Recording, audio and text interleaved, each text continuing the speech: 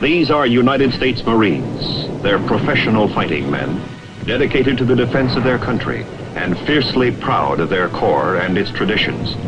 The Marine holds a unique position and reputation in the profession of arms. One of their own, Colonel John W. Thomason, Jr., wrote of them, "You could find every sort of man from every sort of calling." There were large-boned fellows from Pacific Coast lumber camps and tall, lean Southerners who swore amazingly in gentle, drawling voices.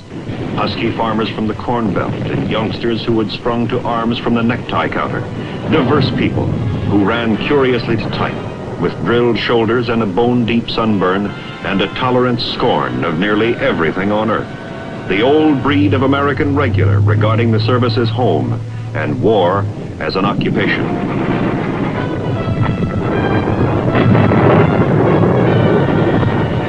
Today, this old breed of American regular has to function in terms of a great many new techniques.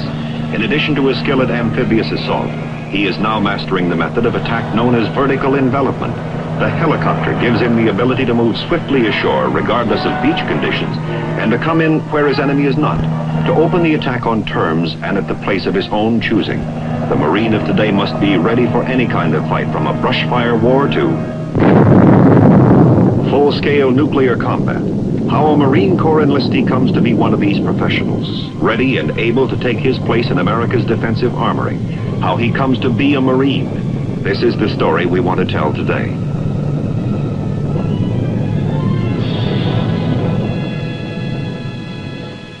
There are two Marine Corps recruit depots, one at San Diego in California and a larger one at Parris Island, South Carolina. Training at both installations is the same and the objective the same, the making of Marines. The setting for our story is Parris Island. A busload of new recruits is arriving for training. Your first look at Parris Island is a quick one. You move directly from the bus into the reception building. It's like the corporal said, from now on, there's no such thing as wasting time. Processing starts right off with another batch of questionnaires to fill out. But the paperwork is just about over. This is a campaign hat. It is the badge of the drill instructor. All right, you people, look up here. Feast your eyeballs on me. I'm your drill instructor, so take a good look at me. For the next 12 weeks, you're going to see me morning, noon, and night. I'm going to be your mother, father, sister, and brother. I'm going to spend every minute making you into Marine. You make any mistakes, and I'll be right on your back. Make too many, and you won't be around this platoon very long. When I tell you to move, you'd better jump. You're going to learn courtesy and discipline as well as you know your own name. Whenever you speak to me, the first word out of your mouth had better be sir. Now get those eyeballs straight to the front. You there, boy, I said straight to the front. I don't want to see one eyeball quiver. You learn right here and now to keep your eyes and ears open and your mouth shut. All right? Face to the right. Follow me. So far, all you've been given is the towel around your neck. Now you move off in formation, if you can call it a formation.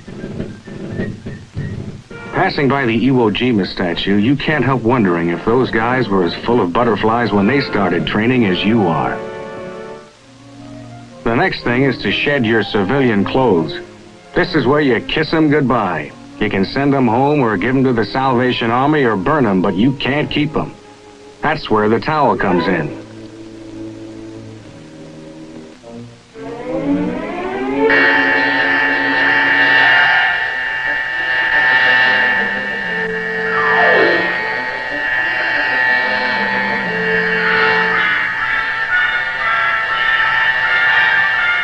All Marine recruits will be uniform in appearance, trim and clean.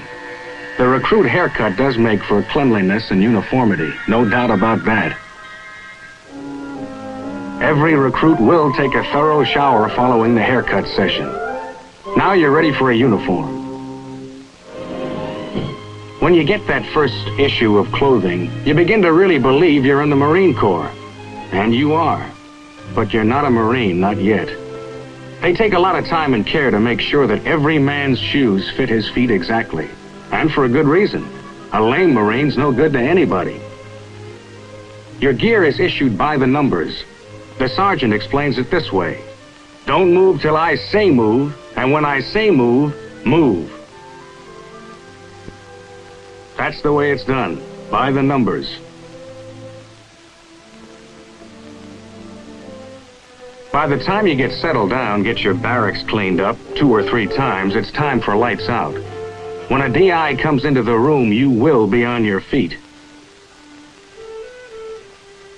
You can take your time stowing your gear, as long as it's not over 5 seconds. In the morning, training will start in earnest. But right now, you learn another Marine Corps tradition, evening prayer. It's silent, each man to his own. Once again, and from now on in everything, as you find out, a recruit does things by the numbers. Stand by to hit your racks. Out of your shoes. On your racks. Move. Move!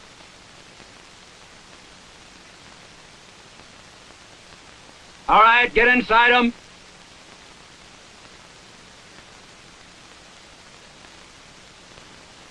You people will be quiet.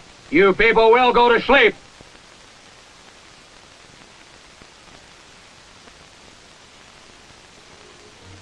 For 12 weeks, you'll eat, sleep, and dream Marine Corps. You'll attain a physical fitness you've probably never known.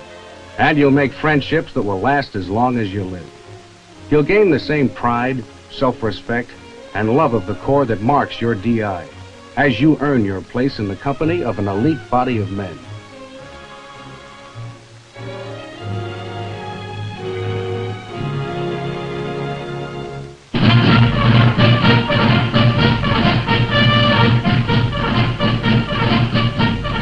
Right now, however, all that's ahead of you.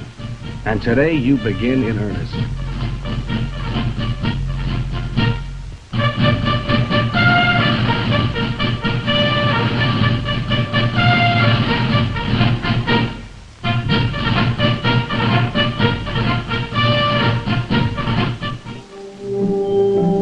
The Corps takes first things first. As you've been told once or twice, you're all fat, sloppy civilians.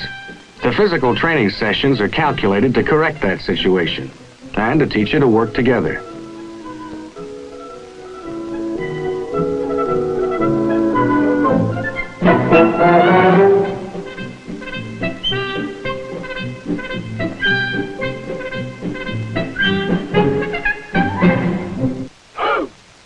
Your best seasoning and teamwork comes with close order drill.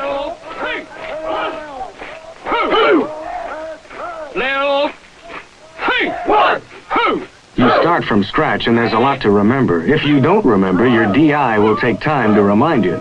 Boy, you are outstanding. You know that? Yes, sir. I can't hear you. Yes, sir. The confidence course is rightly named. As with the rest of the recruit training, it starts with easier obstacles and works gradually up through the tougher ones.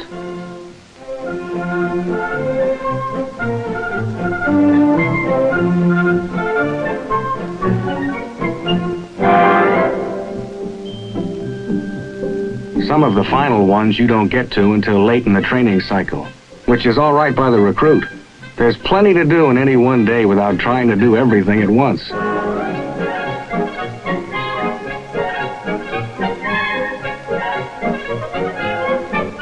Calisthenics under arms is part of the training, which brings you to feel that your rifle is as much a part of you as your hands and your feet. The relationship between a Marine and his rifle is a special thing, and the recruit finds it out early. Now, as time passes and the DIs stay on your back, something begins to happen. One day you can feel that you and the others are working together smoothly, knowing what to do, doing it with precision. This is the moment, or at least one of the moments, when pride takes root and starts to grow. It's simple enough, really. There's a basic satisfaction in doing a thing well.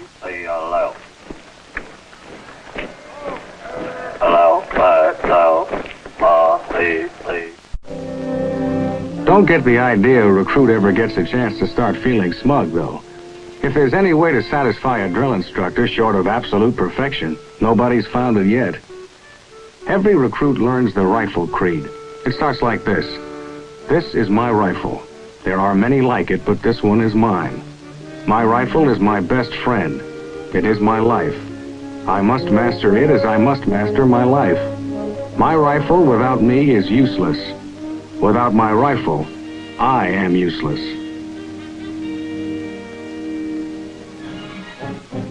The Marine Corps as a whole has to be ready for amphibious operations. That goes for recruits, too. You'd be surprised how many guys don't know how to swim when they start training. But they learn before they're through. By the numbers. On Sunday, a recruit can go to the church of his choice, and he's encouraged to do it. It's a simple fact that a basic part of America's strength lies in its faith in God. And who's got so much strength he couldn't use a little more?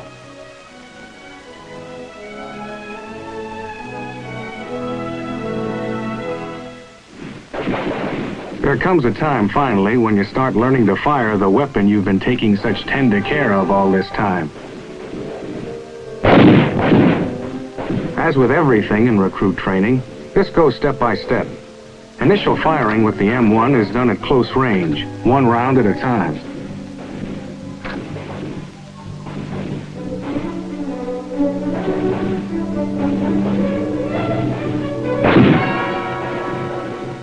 This is serious business, and every man has in mind to become an expert. There's another part of the rifle creed which says, my rifle and myself know that what counts in war is not the rounds we fire, the noise of our burst, nor the smoke that we make. We know that it is the hits that count. We will hit.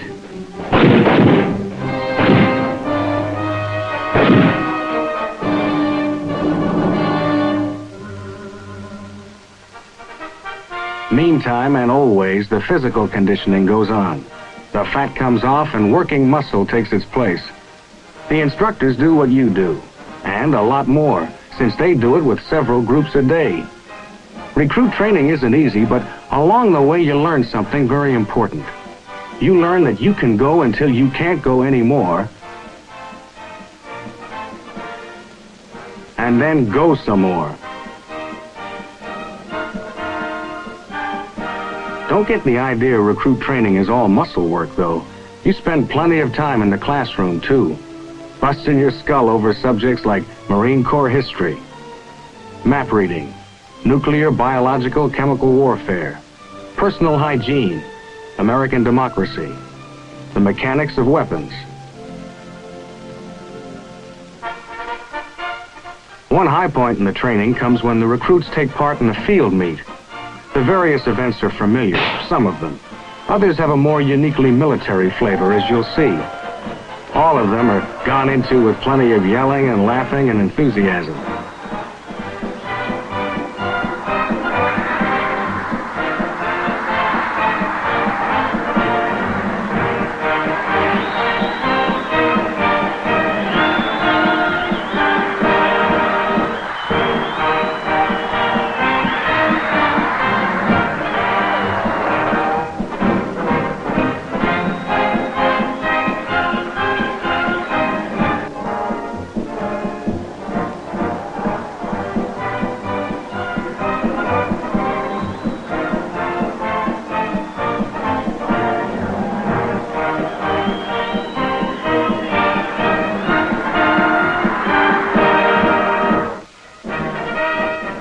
Something new in the training program is bucket drill.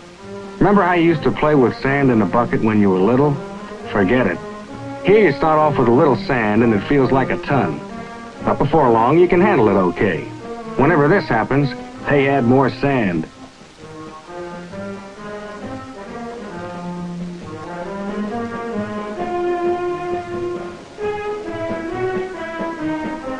Bucket drill has all the advantages of working out with weights, plus one more. You can't wash your underwear in a barbell.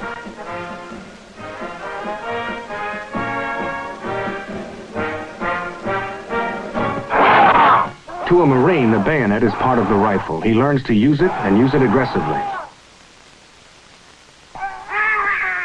One of the tools you have to work with is a rifle-length bar padded at both ends. It's called a pugil stick. In the first sessions, you work against a dummy. but you keep in mind what you've been taught. That's what I like to see, a little man get out here and do something. That's all it takes. It's not how big you are, it's how good and aggressive you are.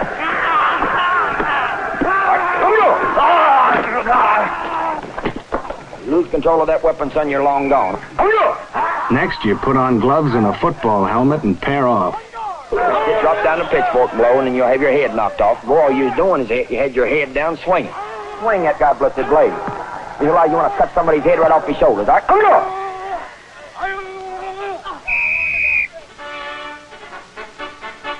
At this stage, you're working with the final and roughest section of the confidence course. And every time you successfully do something you never thought you could do, just that much more confidence and assurance is the result.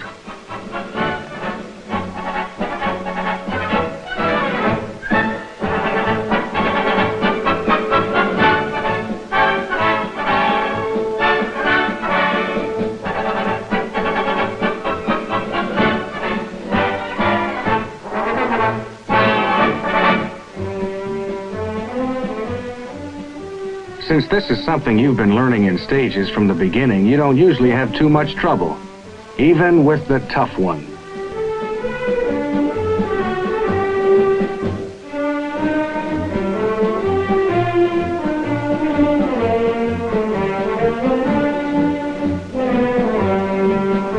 The man who completes his training over the Paris Island Confidence course may someday run into a physical obstacle for which he's not prepared, but it's not likely.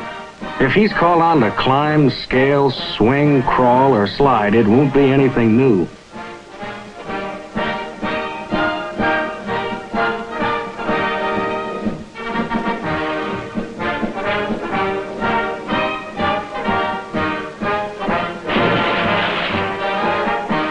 Of course, not everybody makes it the first time around, but they learn, and that's what it's for. In the final weeks, things seem to move faster and faster. You know now what to expect and what's expected of you, and you're better able to meet those expectations. You begin to think that maybe you're going to make it after all. The pace doesn't let up any, but that doesn't bother you like it did at first.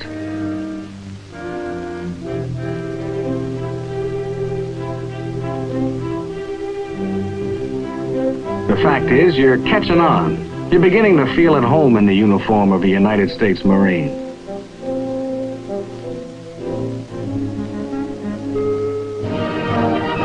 Finally, the big day comes. Almost, but not quite, before you're prepared for it. The final review marks the end of recruit training, and the end of being a recruit for you. From this time on, you'll be a Marine. Hey, Dad!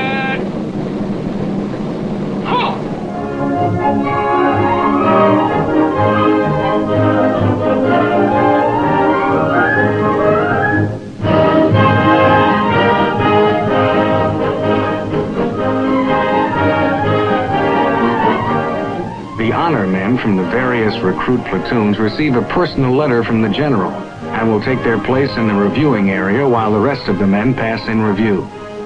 It's been a tough and demanding 12 weeks, but the feeling of achievement is worth it.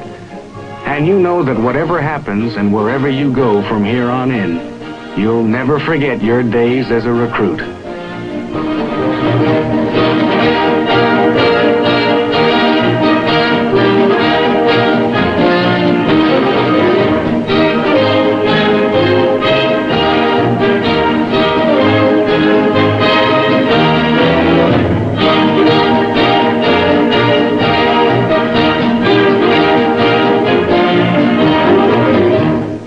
For these men, this is the end of an important time in their lives as Marines. It's also only a beginning. Now they can begin to really master their profession. Advanced training is ahead, in which each one of them will learn to use virtually every weapon of modern infantry combat. After that, assignment in the Fleet Marine Force. They've weathered a rugged 12-week transition from boy to man, and they'll never be the same again. They are, as they'll be glad to tell you, United States Marines.